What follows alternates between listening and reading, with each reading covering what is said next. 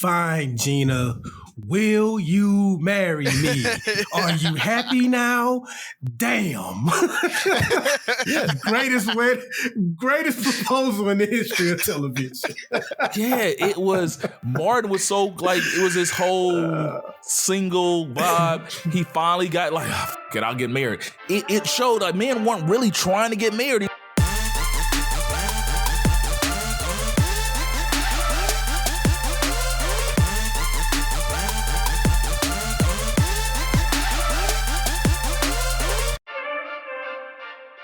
What up? It's Three Brothers No Sense. I am Tavares Ferguson, aka Ferg, joined my co-host Razi and Buff. Fellas, tell them what's on your mind. Let's start the show off correctly with a huge F you to Adam Schefter and that tweet about Dwayne Haskins. You've been in the business a little too long, my man, and that was a very tasteless tweet on a man that had just been killed. And for you to put that out about how he struggled, I mean, it was tasteless to me, and a lot of other people felt that way. So just want to give a nice little F you to him. Welcome to Inspire You on Air listeners. Go ahead, Ferg. So the tweet that has Byron and a lot of people, and myself included, so upset. Adam Schefter breaks out. Dwayne Haskins, a standout at Ohio State before becoming Washington's first round pick and playing in the pick. No, that's the rebuttal. My bad. That is. Okay, I was gonna say that sounds cleaned up. Yeah. Yeah, a standout at Ohio State before struggling to catch on with Washington and Pittsburgh in the NFL. Yeah. And so this is how the news breaks of a young man's death to the public. And I guess my issue and a lot of people's issues, like, that's the original information he put out there. Now, if we're talking about a day later and you want to talk about how, Dwayne Haskins, he was a standout at Ohio State. He struggled to make it in the NFL. But the breaking news of reporting when he's killed is how a lot of people just felt like that was unnecessary. So do better. Yeah, it had nothing to do with his condolence. I don't think there wasn't a condolence or anything. Nah. Just like, by the way, this dude died. Y'all might remember him from Ohio State. He was trashing the NFL. And I'm sitting there like, that's pretty I'm much. looking for other tweets. Maybe I missed something. But then I realized that was the breaking story, or the, I don't know. So my bad, bro. Yeah, that's the downfall of Twitter, right? You only got those 170 characters he or whatever left it out is. 40 You of them. make it work. Right, exactly. It's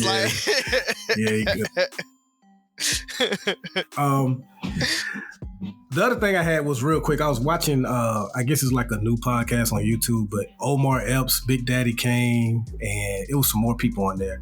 And they were talking about Omar Epps' work with Tupac on Juice. And it's something I've always thought about when it came to Pac and Biggie, and that how young they were. But what's also fascinating is the amount of time. So like, he was like, Tupac filmed Juice when he was 19. He died when he was 25. So in 6 years, like a U.S. Senator term, everything we know about Pac happened in 6 years. And when you look at Biggie, it was only 3 years. I think Ready to Die came out in 94 and he was killed in 97. That's incredible when you think about how much we still talk about those two individuals and what they accomplished and what they did in such a short amount of time. That has nothing to do with anything. I just thought, like, hearing him say that just made it that much more fascinating to me. Yeah, man. But, a lot of people, I talked about it, where they ignore the grind, right? The years and years of work that they put in before they become big. So, yeah, I agree. Yeah, we only heard about it for that time period, but, we can't ignore the years and years of Biggie on the road, not being an undercard to Pac and that type of stuff before he made it big. So little stuff like that, man. And Pac, you know how Pac got that movie role, right? He went with Tretch. Yep. And Tretch read for his part, and they was like, "Who's the man? Hey, tell him to come in here and read for a part." And he read. And while they was filming Juice, someone had left a baby in a dumpster, And it shook Pac so much. That's why he wrote Brenda's Got a Baby. He wrote Brenda's Got a Baby in like an hour, I think Omar Epps said. And 6 months later, he heard it on the radio. Wow. So just cool stuff. Talent, man. Talent. So I got two things. One of them's real big, I guess, when it comes to just new movies that's coming out. The new comic book movies came out. The Batman came out a couple of weeks ago. Still haven't seen that. Morbius came out. Heard that's trash. Haven't seen that. So not telling you guys to go see them or anything. Just want to let you know they're out there. But what I will say is out there is Sonic the Hedgehog 2. And I am excited about that one. So it dropped this past Friday. I'm going to see it right after we record. So ladies and gentlemen, if the show drops late tomorrow because I was out watching Sonic the Hedgehog, blame it on Sonic, Tails, and Idris Elba as Knuckles. So I priorities, people. Stringer Bell is Sonic? Yeah, no, Stringer Bell is Knuckles. He's the I don't even know what he is. Knuckles is the bad guy. An echidna. That's what it is. Yeah, it's the red one. He's the bad guy. But yeah, Stringer Bell. Idris Elba. Are you trying to figure out what kind of animal it is? Yeah, he's an echidna. Oh, have you ever heard of an echidna? I thought he was a fox. He's not a fox. Tails is a fox. Oh, yeah. Okay. We had a fox on Capitol Hill, right? Last week. No, it was just a random fox. Yes, it bit 9 people, dog. We had to. I mean, it's not funny for the 9 people. But they euthanized is the word. Okay, all right. Yes, he was euthanized. There you go. Hey, man. Hey, they said some rock broke in China or Japan or whatever, and the 9-tailed fox came out. Maybe that's it. Killed 9 or bit 9 people or whatever. It's the 9-tailed fox. Please take over, Ferg. Take over. Please. I'm just saying. But my other thing I want to talk about, the Dior Jordan 1's Chicago colorway. Oh my God, they're hard. Oh my God. So if you have not seen those, go check them out. There was a rumor that they were going to drop a year ago. It's been under wraps. Nobody really, everybody thought it was kind of a rumor, but I got it from a really, really good source that they are going to drop in the next month. So be on the lookout for them. I think it's going to be a surprise drop. So we might be breaking here on Three Brothers No Sense, but check them out. Dior Chicago colorway for the Jordan 1s. Well, okay. I'm surprised, and maybe you guys are going to bring this up. I feel like there's a congratulations in store for a historic moment. Oh, Ketanji, Ketanji Jackson Brown, congratulations.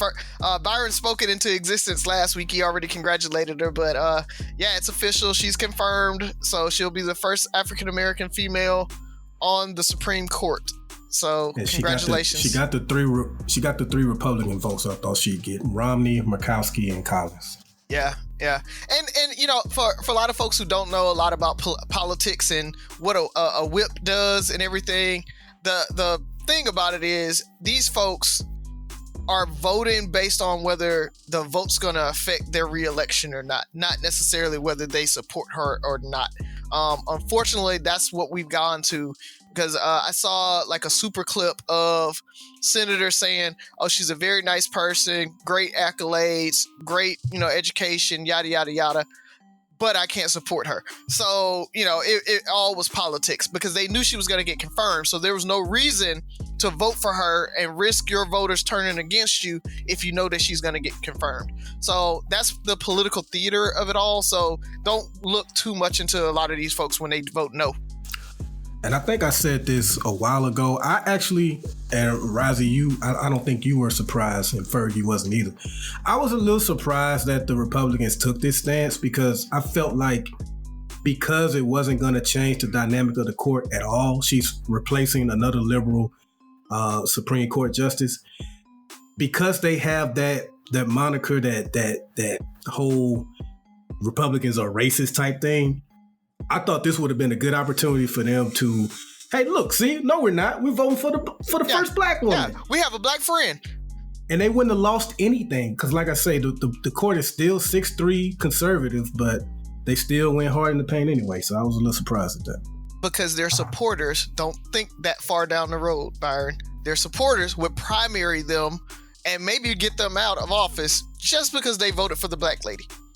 Let's because I'm not gonna call their supporters racist, but if it looks like a racist and talks like a racist. Nah, you said Trump's not racist, but his supporters think he racist. No, you said racist think he racist. Sure think he's racist.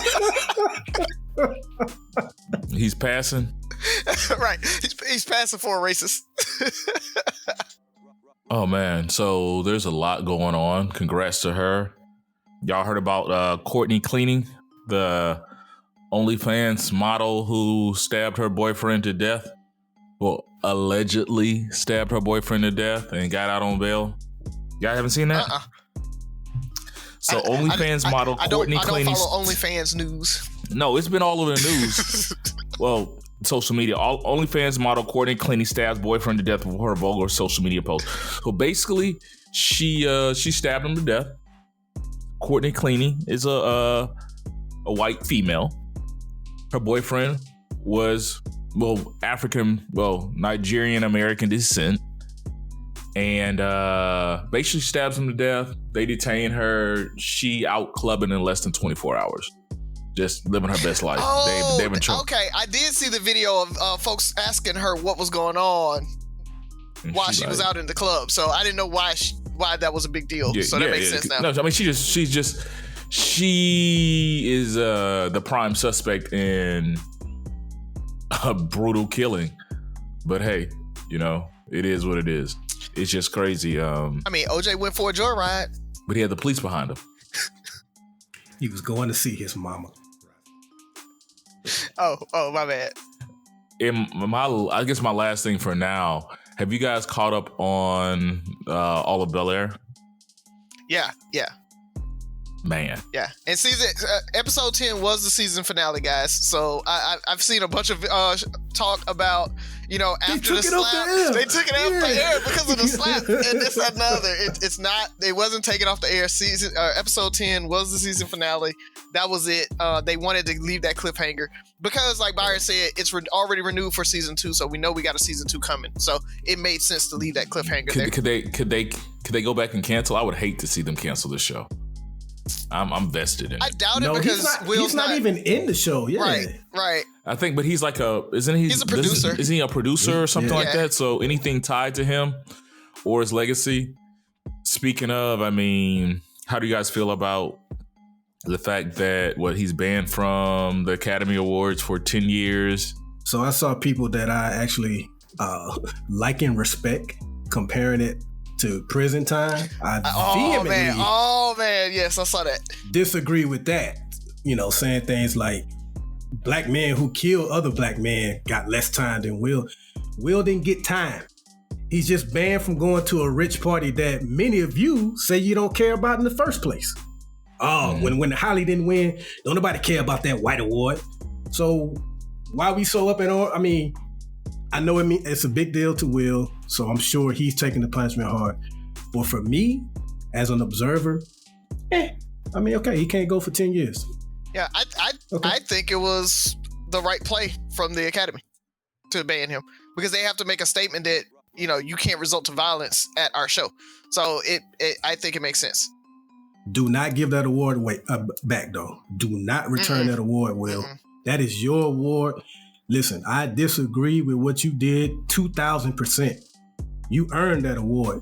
Do not give that award back under any circumstances. I am against that. Do not give that award back. They might put an asterisk by your name in the history books or whatever the case may be, but you got that award. It's a long list of actors that need to return their awards for way more egregious things than what he did.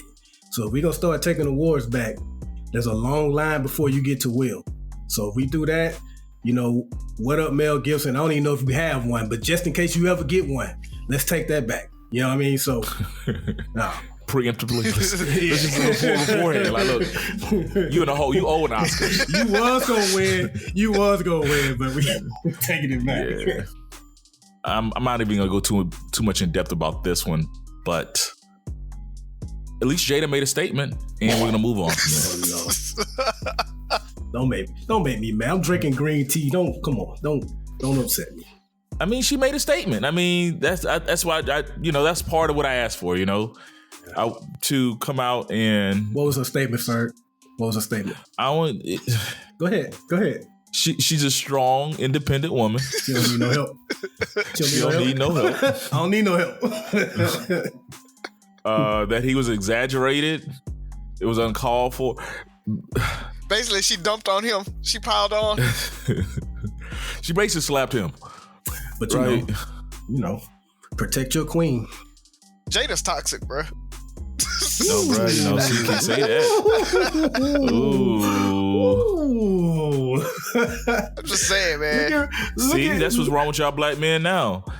She's a strong, independent woman of the 90s. Y'all don't need to.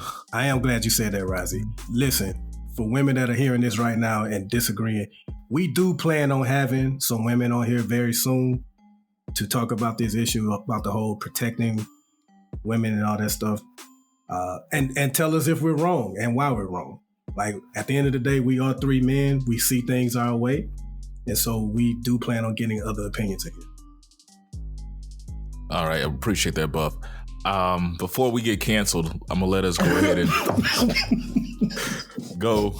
I mean, it's canceling season, bro. Adam Schefter's about to get canceled.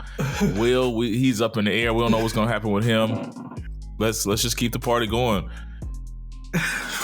Razi, is Sophie with us? She is, man. She's getting ready to go to a birthday party. So glad we went ahead and recorded. So hold on. Sophie. Hey, girl, how's it going? Good.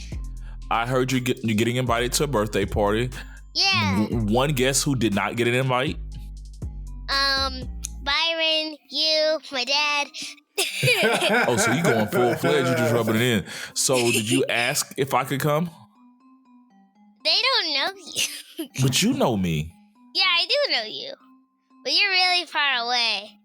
I'm good. And the party's today. Just bring me a cupcake back. I'm good. Okay, I'll try. All right. I'll see if I can bring some cupcakes back. Okay. Do you have a good joke for us today? Yes. Okay, what do you have? I thought I had a good joke, but then I actually said it to Daddy, and it was not very good.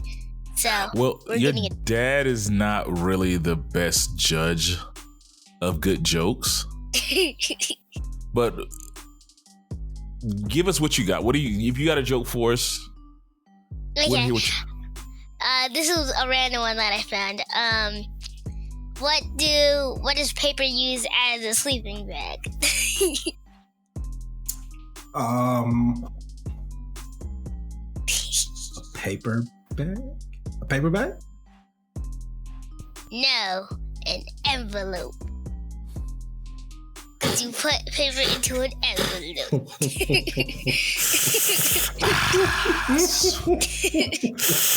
Ooh, Sophie, that was a rough one. I tried. Hey, I told you it was a bad one. Yeah. I told you. Yeah, First time. Your dad tried to sabotage you with that one. It's not a bad joke. It's a dad joke. We need a rim shot in there, bro. Oh, man. Wow. At least she has a party to go to. Yeah. I told her, I was like, babe, that one's not gonna hit. And she was like, I'm gonna try it anyway. I was like, all right. Yeah. Like, it didn't really have a punch to it. Her cuteness didn't even get her through that one. Literally, that's what she said. They'll laugh at anything because I laugh and my laughs make them laugh. I was like, you're like, Rudy, you're getting older. Like, the cuteness. There's that Macarella arrogance that we talk about. Oh, man. I'm cute enough to get away with it. All right. Who wants to jump into it? I can go. Yeah. I don't mind. So I was just scrolling through Facebook and I ran across a couple of the posts about, my kid has to get out when they turn 18 or graduation's time's coming up and people are like, I hope my kid has a plan or whatever because they got to get out of here. And I think we've had this conversation before. And for the new listeners, I really wanted to talk through it because you guys know Haley still stays with me. She's 20, going on 21, but she's in college. And I wanted to take a little bit of a different take on it this time and really pick you guys' brains on why do people think that it's okay to let your kid live with you if they're in school, like in college or whatever, but not okay to live with them if, say, they are kind of building and trying to get themselves stable after school, even if it is working a normal job. Like, what's the disconnect, and why will we do one and not the other? When you say after school, you mean after high school? After high school, once they graduate high school, yeah. Like, why do we push them out of the house or whatever instead of letting them stay in the house and get on their feet after school? Well, I think when you're in college, it's kind of perceived and looked at as, well, you're doing something, you're striving to become something bigger, like towards a career or whatever, versus graduating from high school and just having a regular job. I think the notion is, okay, so is this all you're going to do? Well, if this is all you're going to do, it's time for you to get out. You know what I mean? Like, this, if this is your ceiling, then I'm not going to have you here freeloading off me and things like that. It's time for you to get out and get your own.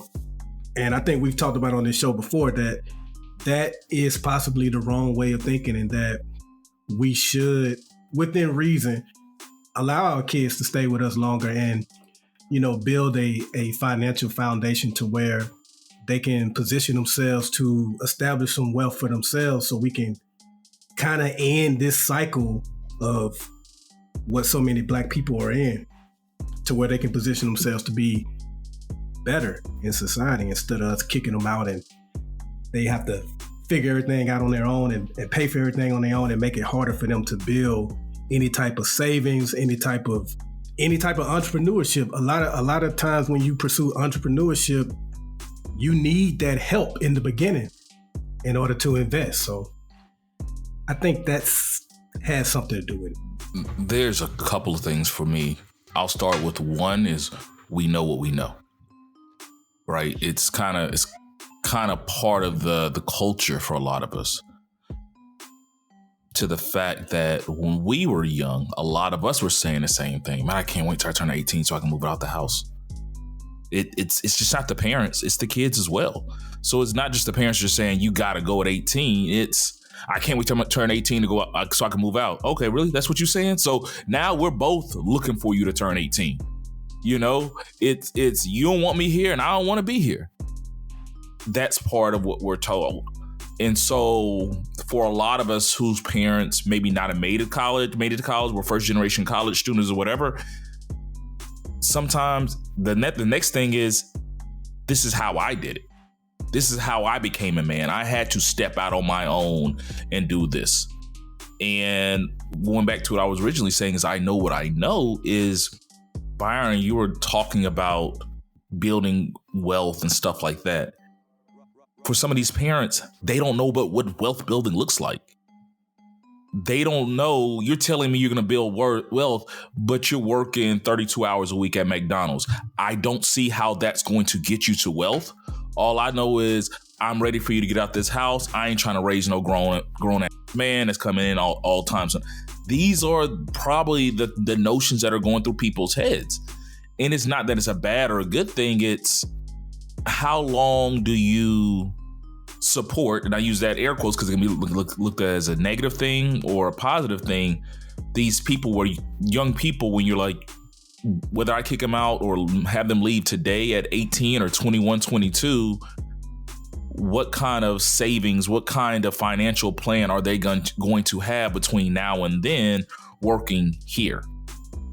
Because 18, unless they're going, and I think one of you was saying, better their lives, a technical school, they're learning a trade or something like that. What are really, maybe I'm blind to it. What are their options? And college, and especially for my generation and probably our parents, and this was this great, pie in the sky. Go to college, you're going to make something of yourself. We just assume that They go to college, they're going to be successful. So we're going to do whatever we can to give them a better outcome or result. Parents say it with more pride too. If their kid is in college versus he working at Sears. Yeah, wherever it's at, it's just they don't know anything about college, and so they're probably willing to help more. And that's just assumption, bro. You got to remember, I pretty much paid my way through college. How many people go to college in the same town their parent stays in? You know, you're probably a rare situation, especially if they move away for college. Now, if you stay, you know, if I would have stayed in college and stayed in Mobile and went to college, there's no doubt I could have stayed with my mom. You know, Maggie wasn't going to kick me out. We move, a lot of times the kids move away. It's part of that I can't wait to get out of here mentality as well. How many kids I don't know a lot of kids who stay home for college that don't stay with their parents. Yeah, it's pretty rare. I mean, most times if they stay in the city, they stay with their parents. It's but also you think they get hard kicked out? Too. Like everything I said and everything Ferg said. The other thing is that it's hard for multiple adults to live in the same space because it's your parents' house and you're an adult, but the parents want things to go a certain way in their house. And it's like, but I'm an adult now. I should be able to do certain things. And a lot of times that kind of clashing makes it difficult for you to stay there too. But it comes down to the whole parents not being able to give up control, because it's not hard for two roommates to stay in the house together, right? Because you can come, I mean, it's hard. It's hard, not as hard as staying with a parent, right? I mean, having a roommate has its own issues, right? You need a roommate agreement. You need to figure out what's this mean, who does what, like that. But there's still there isn't a dominant and submissive kind of dynamic that's assumed when it's your parents' house, right? It's like, it's my house, you do what I say, and parents won't give it up and say, you're an adult now, we're roommates. Let's talk about this. What does that mean? Why should they? Because that is their house. It's their house, but if they were renting out a room in their house. How many parents are renting out rooms in 2022? Nobody. You know who rents out that room? My kid. But that's what I'm saying. Like, and that's, I think that's why Haley was comfortable moving in with me, because I didn't treat her like my daughter. I treated her like a roommate. I have rules and I told her, I was like, no, you're not going to be coming in the house at 2, 3, 4 in the morning on a consistent basis. Every once in a while I get it, but it's like, those are my rules. You can't have anybody coming over. She asked me one time, she wanted a boy to come over to the house at 10 o'clock. I was like, nope, he ain't coming over here. She was like, if I was in the dorm, he could. I said, well, you can move out and have your own space and he can come. So you're not saying anything different from anybody else. You might have less rules than other parents, but guess what? I've had multiple roommates. Guess what my roommates never gave me? Guess what my roommates never gave me? Rules. I ain't no. Now we might have rules of the house that we agree upon, but it ain't no. Well, man, you can't really have no girls over after 10. Who you talking to? Guess what I said? You ain't my who? You ain't my mama. You ain't my daddy. Because that's who made the rules, right? Remember, I go back, like the last time I was in trouble was the 90s, right? Like because I stayed with my mom. We're not roommates. Haley has a very plush living situation. Yeah. She's not your roommate. And that's what I told her. I was like, she's not my roommate because she don't pay bills. She doesn't pay rent. That's why she's not my roommate. But I treat her generally like that. Like, I try to stay in that mindset with a whole, she don't have to come home or whatever. It's not an expectation that she's coming home every night. There's not an expectation that, if she wants to go somewhere, she has to tell me where she's going, that type of thing. Like, it's... I mean, that's because you have less rules. You still have rules. That's the thing. But that's what I said. Like, there are a lot of parents who don't want to give up any of the rules. They don't want to. They want that parent respect as if that child was still 16, 17 when they're 18, 19 and they're legally an adult. And like you have to find that balance. Parents have to find that balance. And they also probably know their kid. I was no more mature at 17, December 11th, than I was December 12th, the day I turned 18. I was the same person. Yeah, but in July, of that same or that but following year. I was mature for my age. I was mature for my I went to basic training this summer of my junior year. I was mature for what I'm saying is just because our kid turns another month older or a year older doesn't mean that like all of a sudden I give Razi all this respect because he was disrespecting my house when he was 17. He was disrespecting my house at 16. Guess what he ain't about to continue to do is disrespect my house when he's 18, 19, 20, and I don't have to allow that to happen. Or it's not even disrespecting my house. He doesn't respect when I do make rules. So maybe they gotta go.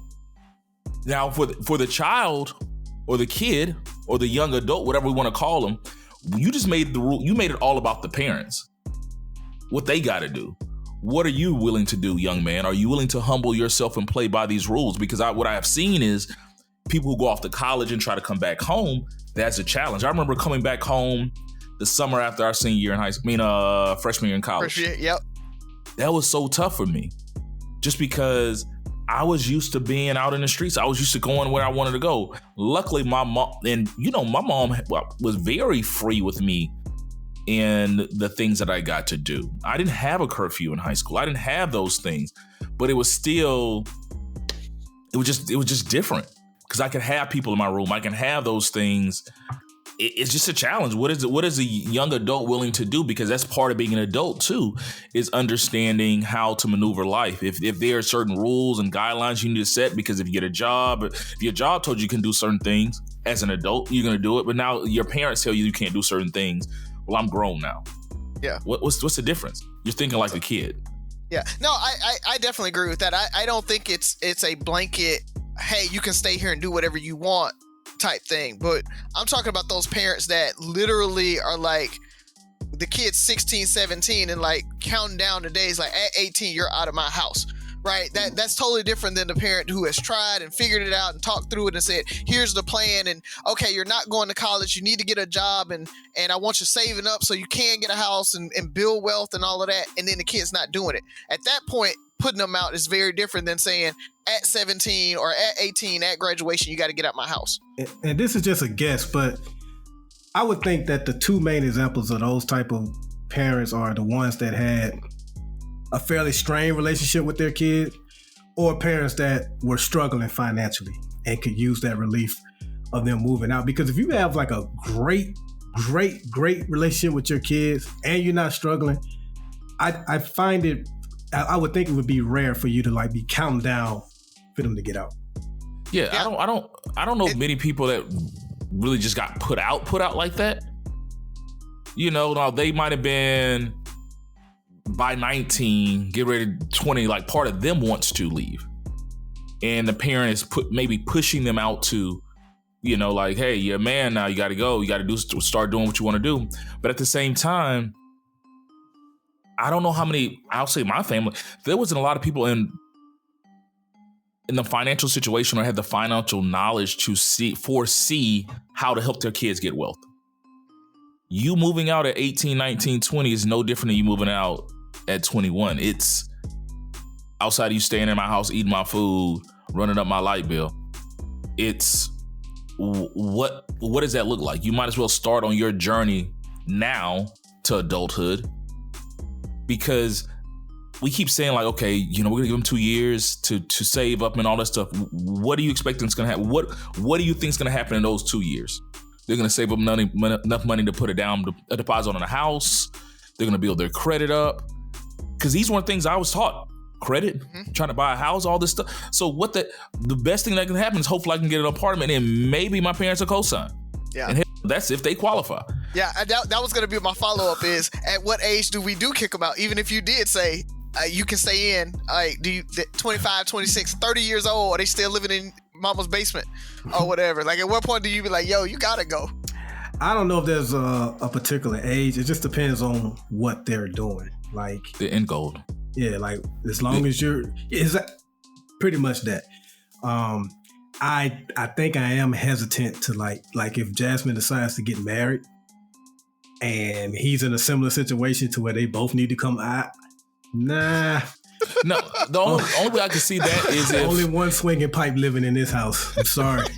The only way I can see that is if it's like if we're in a financial situation and we're saying, okay, you both make decent money, you paid off your student loan, we're going to give you reprieve for a year to get on your feet where you can put $30,000, $40,000, $50,000 aside and go buy a house. That's our gift to you. Don't ask us for shit else. We done, right? We done. But that's that. I like that. Yeah. But okay. I don't think it's an age. Yeah. Like I think it's an end game. We need to sit down and talk about your goal. What does it look like? Well, Mom, I want to go to, I graduated. I want to go get my CDL license. That's going to take 2 years. And I think I'll be on the road for a year to stack up money and buy my own truck. And I think within 3 years, I'll be ready to move out. Okay. Year and a half. If it's a year and a half later and you ain't even registered for your CDL, we gotta sit back and talk, and I need to hear some real explanations. I need to hear a new game plan of what's going on. Is there an accelerator course or something like that? Because I plan my life around 3 years. Because and maybe I'm the odd man out. I'm happily married. I love my kids to death, but I look for the day that I can be with my wife again, and we can start doing those things that focus on us. And we've earned that. And so my thing is, I want to help my kids be great kids and greater adults. And part of that is maybe pushing you, once again, knowing your kids, but pushing you when you need it. Because what happens when that kid gets too comfortable, they know they can always fall back on Razi. Buff, daddy got me. I'm good. That's good, but at a certain extent, are they ever going to leave the nest? Yeah, like birds, they push them out they literally have to push them out sometimes. Just wanted your thoughts on it, man. Yes, sir. I know that one took way longer than I anticipated. Buff, what do you got for us? You probably have to edit this a little bit, Razi, because you may have to think about this one. Or maybe y'all have the answers on the ready. So I assume you guys have seen Armageddon, or at least know of the movie. I watched it again not long ago, a few months ago. And there's a part that always trips me out when they decide that they're going to do the mission and they have all these requests. And some of the requests was like, I want to sleep in the White House. We don't want to pay taxes ever again. So hypothetically, if there was a situation where Razi, Ferg, Buff, it's up to us to save the entire planet. 3 brothers save the world? Yes. What are your 3 Armageddon demands? Okay, I'm going to do this.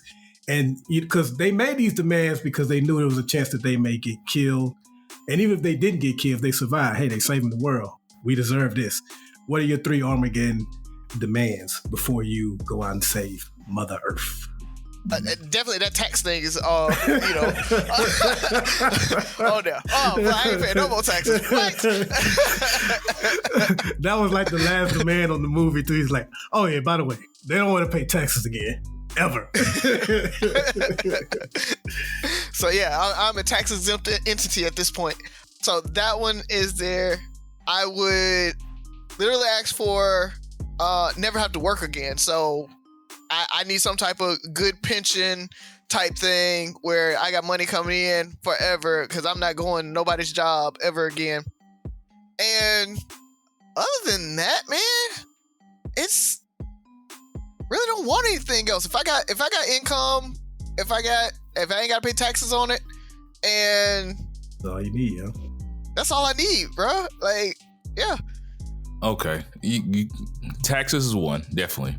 No taxes. I want a limitless credit card that I don't have to pay it off. I just want to.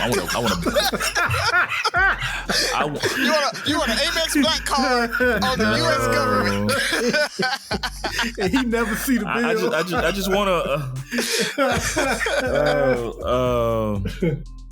What's the stuff from Black Panther? The vibranium. Yeah, I want a vibranium card, bro. Just a vibranium card. That's limitless, that I never had to pay off. And I would like a stipend into perpetuity for my family, a certain amount. I don't know what that number is, annual, for my offspring, their offspring. Like, I just like, look, as long as my lineage is going to be taken care of. I'm not saying they don't have to work again. I don't want to raise no lazy bums. Yeah, but I want to all right, okay. What is in Alaska every year? Every Alaskan gets X amount. I don't know if that's just like a wives' tale or something like that. They get a certain amount. I want that at the end of the year. It's like, oh yeah, it's the 31st. Here's your Ferguson allotment. Maybe it's $100,000, $150,000 per offspring per per year, something like that. And I want the taxes to be into perpetuity as well. I don't want my family ever to pay taxes. You just need to show your Ferguson secret card. code. You just put that in your a secret code in your tax form. It's like, oh, okay, yeah, we're giving all that back. My bad. You're Ferguson. Sorry about that. I think that's my 30. And I got my third. I finally got my third. I want to be recognized as a nation and have a permanent seat on the United Nations panel on that elite 20 that can veto crap that comes out of the UN. Yes. So you want to be a nation, you? Yeah. Like me, my land. Yes, me. I want to be a nation. God. So it's crazy. Because I want to be able to be like, oh, y'all, no, we ain't doing that. And they'd be like, well, why? No, we not doing that. So you want to do shit though? I don't want to do nothing. I just want to wake up. I don't want to do shit. I want the option. So you got to think about able to do shit. So you want to go think about stuff though. I don't want to think about nothing. I want to think about what I want to buy today. Is the nation of Razi selling in land on his island? I just want to go buy your island tomorrow. Just what you got, Buff? It's gonna be something well thought out. For me, I want first and foremost, especially if something happens to me while saving the world, I'm gonna need $1 million a month for Tabitha, Jasmine, and Jasmine's kids. So I want those 3 generations to be taken care of. Tabitha, Jasmine, and however many kids Jasmine have, they each get $1 million a month for life. I'm with you guys on no taxes. And when I say no taxes, I mean no sales tax. If it's 99 cents, I want my penny back when I pay $1. No sales tax, no real estate tax, no death tax. That's why you get the credit card. They just fix that all that. Yeah, you don't even have to worry about that. You just swipe it. That loser just swipe it everywhere. No tax. And last but not least, because no matter what you do, even if you save someone's life, and in this case, you would save everybody's lives, you will still have haters. Doesn't matter. So I want Secret Service protection for life, for my family, for Jasmine and her kids. Plus, it's pretty cool to never have to open your own car door and get chauffeured everywhere. You can run lights and all that kind of stuff. Just show up to the Super Bowl without being screamed. I like that life. I want that life. But you will have haters because you have people that say, I could have did that BS. He ain't nobody special. Yeah. I mean, look at the Avengers. How many times have they saved the world? And then on Civil War, they getting talked about how they knocked down buildings and stuff. We saved the world. The Winter Soldier, Falcon and the Winter Soldier, where Falcon couldn't even get a loan at the bank. He was like, you guys don't get some type of paycheck. So you made me put a spin on my credit card. I want that to be an all access card too. Okay. I just want to be able to walk. I want a key to the world. Credit card perks. Just show up. Yeah, that's part of my credit card perk. Razi, you want a seat on the UN Council? I don't want a seat. I'm just like, oh, the UN in town today? Shit. Go ahead and see what they got going on. I'm gonna just walk up with this. Sir, who are you? My bad. Byron, I can buy your Secret Service for you, team. I got you. Put it on the card. How many you want? Y'all see Ferg's bill this month? Man. Oh, I don't want to ride around the Suburbans though. I know that's what they usually chauffeur around with the Secret Service. Let's get some Maybach trucks in that thing, man. Some Hummers with Beats. You know what I'm saying? Let's get some Hummers, some Maybach trucks. You know what I mean? That's what I want. Yeah, shout out JP's Audio. He gonna put in all your beats and all your trucks for you. There it is. So, You think it's small, man. I want my all access. I want to see what's going on in Area 51. Maybe there's something better than that. Like I might get a spaceship or something. Let's hit it. Man. But I wanted to have a little fun with that one. Go ahead, Ferg. What you got? So one of the questions I had was, and I was talking to Z about this, and I ended up talking to Razi about this earlier this week. What is the natural appeal of marriage for both? And originally we were talking about for men and women, but I'll just talk about for men right now, because at what age or what makes men want to get married? Little backstories. I feel like women, a lot of women, especially I'll say American women, look at marriage as this thing that they want to do from a very early age. Marriage is very appealing. It's kind of, they're playing house, they're doing all this stuff at a very early age. Even media and stuff like that, movies, they glorify marriage. There's nothing for guys that really makes marriage look cool. Marriage never looked, when we were 6, 7, there wasn't like a movie or something that made you like, man, I can't wait to get married. Like that's the coolest stuff in the world. What made marriage appealing for guys? What makes marriage appealing for guys? So I don't know if there's anything that makes it appealing. I think for guys, a lot of guys, they just eventually at some point want a family. They want kids, usually sons, but overall they want kids, and they want to come home to a kept house. And I know that's the traditional stuff that Razi and many push against, but I'm just saying, in their mind, they want to come home to a kept house and cook food and a woman that they enjoy being around. I will say the Cosby Show kind of made marriage appealing. Like Cliff and Claire, like they were having a good time. Man. So Razi brought that up, and I agree. Okay, but I was talking to him, and I think my biggest pushback was, yes, I wanted to be a Cosby kid and all this stuff. Cliff Huxtable was a cool dad and cool husband to be an old dude. I remember when I was younger, the appeal was never to be married. The end game for guys or young men wasn't marriage. It was about dating and the girl. Like for me, it was always when you were watching TV, it was like the cool guy was trying to get the girl. When you were watching Saved by the Bell, it was about Jack Morris being the cool guy trying to get the girl. It was, I didn't see anything that made marriage super cool. Now, not super cool. Like it was like, man, I can't wait to get married.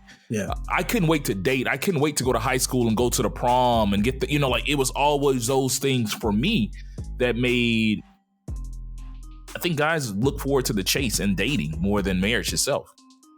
And there's a lot of truth to that. But I think in the back of our minds, marriage is the end goal. I just think, kind of like how you said in your answer, we don't fantasize and romanticize about it. It's not something that we just, guys don't sit around and say how they want their wedding to look. You know what I mean? That's not what we do. But I do think somewhere in there, you want to be married one day. We just don't. Yeah, we don't talk about it. We're not anti-marriage. Well, yeah. I was. But. and so yeah, I don't think there is anything that just Disney movies. We always say like Disney movies and things are what appeal to young girls and eventually women to want to be married.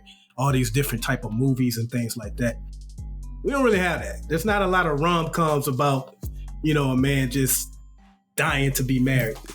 Because the whole thing is like he might want to marry the girl, and that might be the end of the movie. It's like he was chasing her the whole time. It was about chasing the girl, getting the girl to the point where I finally get married.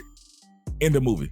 Like it's just like he proposed, they're gonna get married, end of movie. That's it. We just got the girl. And that is where it stops for us. And then the other things that come with it. Razi. I think it doesn't necessarily have to be cool, but the expectation was marriage. Like you talked about Disney. It's not like we weren't watching a lot of those Disney movies too, right? Like Aladdin wanted the girl. Aladdin was, you didn't watch Aladdin. Stop lying. Like, you didn't watch Aladdin, Buff? I saw all my Disney movies when Jasmine. I did see the Spanish version of Aladdin in middle school because they played it in Spanish class. I watched Aladdin. Aladdin, perfect example. Aladdin was cool. Guess where the movie ended? Aladdin getting the girl. That's it. That was it. That was a whole. But he wanted to marry her. Like he wanted to marry her the whole time. So like I didn't care about I just wanted him to get the girl. You didn't, but I'm just saying, like those examples of there. So you can't just look at media without looking at the whole totality of society. And society doesn't push guys to get married. It's true, right? It's like the idea is women want to get married, guys want to date a lot of people. So when we talked about endgame from the last question, it's like the endgame is very different for growing up. And so guys were like, I want to date as many people as I can because they wanted to be selective. Girls, because historically girls didn't get to choose, right? So they're like, I want to get chosen, so I need to find a man. I need somebody to choose me. And so, and even today, a lot of women are still want to be chosen. They don't want to go out and find their guy. They don't want to go out and be like, hey, let's go on a date. Let me see if I like you enough to marry you. Nope, don't like you. Hey, I want to ask you out. I want to go. And so they aren't hunting their husband. They're sitting and waiting to be chosen. But I think marriage ultimately is the goal for everybody, right? Like you say, I mean, guys want to be married eventually. They want to find the one. That's why they're dating a whole bunch of people. They want to have fun while they're doing it, but they are looking for the one. It's just a way about going about how they get to it. Women are trying to be really selective in who chooses them. Guys are like, I'm gonna just spread my seed as much as possible, and the one that sticks, oh well, that's it. And so it's the way of going about it to get to marriage. But I do think that guys grow up wanting to be married. That I do feel like they want to find the one that they feel comfortable being married to. But like I said, I'm not saying guys were anti-marriage. I mean, it was never glorified or romanticized. Even with Aladdin, the movie is about the guy getting the girl. That's it. It was about him going through this adventure, him just like, it was the cool part of winning, doing whatever you need to do to win. That's every rom-com from a male's point of view. He has to go through some trial or tribulation just to get to the girl, whether he's taken to her prom, whether they were best friends and she doesn't see him. Like, it's all about just getting the girl. And if the end result is the prom or the end result is just married, like, it was, the cool part wasn't him getting married. The cool part was him getting Princess Jasmine. Like, I don't even remember the wedding in Aladdin. I just remember everything leading up to that. It was all about. I think you're conflating marriage with wedding. He wanted the girl because he wanted the girl. He wanted to be married to her. He wanted to be with her, right? The wedding is totally different. Like, women fantasize about the wedding, but they still want marriage, right? And so I think guys are still doing that. I mean, Gaston tried to propose to Belle within the first 10 minutes of the movie. I have no idea who you're talking about. Beauty and the Beast. I'm sorry. Gaston. Okay. Gaston. No, never mind. So yeah, come on, man. Like, a lot of the Disney movies, the guys wanted to be married too, and so it wasn't this whole thing. The prince was looking for his queen to be married. Yes, it was a Disney Cinderella. movie that made. I guarantee. Who do you think the target audience of Beauty and the Beast was? 40-year-old virgin. He wanted to be married. He was 40 years old. I mean, he wanted to get laid too, but yeah, it was about him being a virgin. It was about him getting the girl. But he wanted to find the girl. Like, that was the whole point. Like, guys wanted to get him laid. They were trying to have him to lose his virginity. He ultimately wanted a girl that he could settle down with and be with.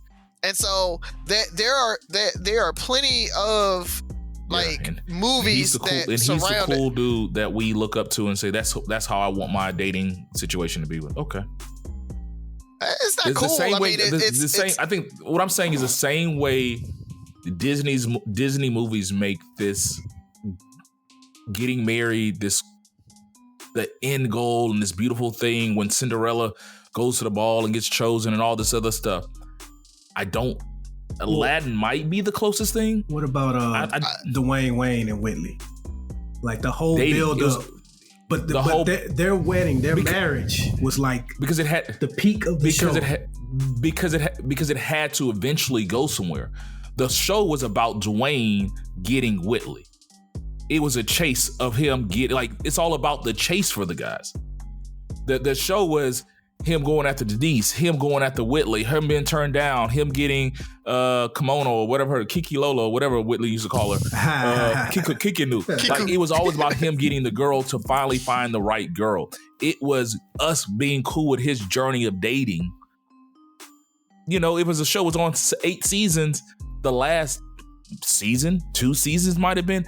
You said it eventually has to get the show was about him dating and finally getting the girl. What I see is being the cool guy is how you get the girl so you can get married. Like, so that's what you saw. Like, when Dwayne was the nerdy kid, nobody wanted him, right? Then he went away, got some money, got some swagger about himself. He became the cool guy, and now, oh yeah, Whitley's all on him and everything like that. Like, it's being the cool guy. That was the story. Yeah, but when you talk about how all these stories don't show that, you know, the marriage is the end goal and being cool. I mean, those guys to get to the end goal had to be cool. You saw Screech couldn't get a girl, right? Urkel couldn't get a girl until Myra came later on, but Urkel couldn't get a girl. Like, if Dwayne Wayne would have never got married, would you have been disappointed in the show? He was still Dwayne Wayne. He still was a character that we all knew and loved, and we followed his. It was cool because it built up for so long, but it was Dwayne Wayne was cool. If he would have married somebody else, it still was. You fell in love with Dwayne Wayne. You know, I didn't fall in love with him. Like, man, I'm so glad he got married. Oh man, that's cool. He finally married Whitley. Cool. Probably after the marriage, the show went down after that. Like, it wasn't the same appeal for Dwayne Wayne. He wasn't the same person. It feels like you're moving the goalpost though, because you said Aladdin, you don't even remember the wedding. But I don't. But the clip that most people post when they talk about Different World is that wedding with him and Whitley. You know what I mean? Like, that was like in one example, you're saying they never even show the wedding, but this one they do, and like this is the peak of the show. That was one scene that was so beautifully written and casted. I mean, it was perfect. That's not the normal, like, okay, he bent down and proposed and all that stuff. Like, it was the fact that he came, like, it was a cool concept. It wasn't the fact that they got married. It was the way they got married that was so cool. Like, it was probably one of the most iconic marriages or weddings in Black culture because of the way it happened, not because of who it happened to. It was like, damn, that's dope. But that is the storytelling and the story arc of it all. Like, you wouldn't have been vested and you wouldn't have cared about that wedding had it happened in episode 4 of the season. Like, you needed those seasons to do that. I think what you're describing is ultimately the quest for finding the one. Living single, prime example. You talked about Kyle Barker. I didn't know they got married. I didn't know they got married. I mean, they got proposed or whatever. But I didn't know same thing with Khadijah and what's his name? Skeeter or whatever. Like, the show was about them living their life and everything, but finding love. And the guys were finding love too. Overton and Sinclair was your ultimate marriage goal story arc, right? And that happened in like season 2. But from day 1, it was like Overton was like, I want this girl and I'm after her. So like a lot of these shows really are showing that marriage and finding the one is the goal. And all of that extra dating is all about finding the one. But the appeal is the dating. What made Dwayne Wayne, what made Kyle Barker, what made these people, what made Aladdin was the journey. It wasn't the marriage. It was the journey. Kyle was cool to me because of the way he dated. Aladdin was cool because of his adventures leading up to it. It wasn't about like I said, the end goal is to get the girl, whether it's going to the prom or whatever. It's okay to get married. I'm not saying they're anti-marriage. I'm just saying what makes a guy cool. We couldn't wait to be this person so we can go so we can go be Kyle Barker. We can go on our Aladdin journey. We wanted the dating aspect. When we looked at the male characters, we saw them date. We saw them have fun. We saw them have adventures. That's what was appealing. Not that, if Kyle would have married Max episode 2, season 2, he wouldn't have been the same Kyle Barker that we grew to like and love. It was the whole build up to it. Then they like to the point he proposed at the end of the season. Last episode, great, yay. They went 5-6 seasons. It didn't matter. I thought Overton was pretty cool too, and he got married in season 2. Fine, Gina. Will you marry me? Are you happy now? We brought that up. Damn. Greatest proposal in the history of television. Yeah, it was. Martin was so like, it was his whole single vibe. He finally got like, I'll get married. It showed like men weren't really trying to get married. It was kind of like something I don't know. I'm the lone man on this island. I'm cool with it. We brought up Martin too. Martin is a prime example. But I'm gonna let y'all go. I'm looking at the time. Yeah. All right, let's go ahead and do parting shots. What you got, Razi? Only thing I got, man, is folks, we really appreciate you guys rocking with us. We appreciate you guys reaching out to us, social media, email, DMs. But if you want to drop a voicemail to us, and if you want to get on the show, you want to hear your voice, if you want to ask us a question on there, you can go to threebrothersnosense.com, contact us, and you can drop a voicemail right there on there. That's threebrothersnosense.com. Contact us, and also, as always, there's a whole lot of good merch on there. Check it out. You know, it's getting to be summertime. We got a really, really cool tank top about getting buff on there, so check that one out. You know, get ready to go to the gym and get ready for your summer bodies. And that's all I got, man. I just want to send a shout out to 2 individuals. One, 50 Cent. I don't know how he did this, but he was able to help facilitate Monique and what's the gentleman name that did The Butler? The director, producer, forgot it. Lee Daniels. Yeah, apparently they've made up, and reportedly her and Oprah have spoken now. So I don't know what interest 50 had in that, but it seems, I don't either.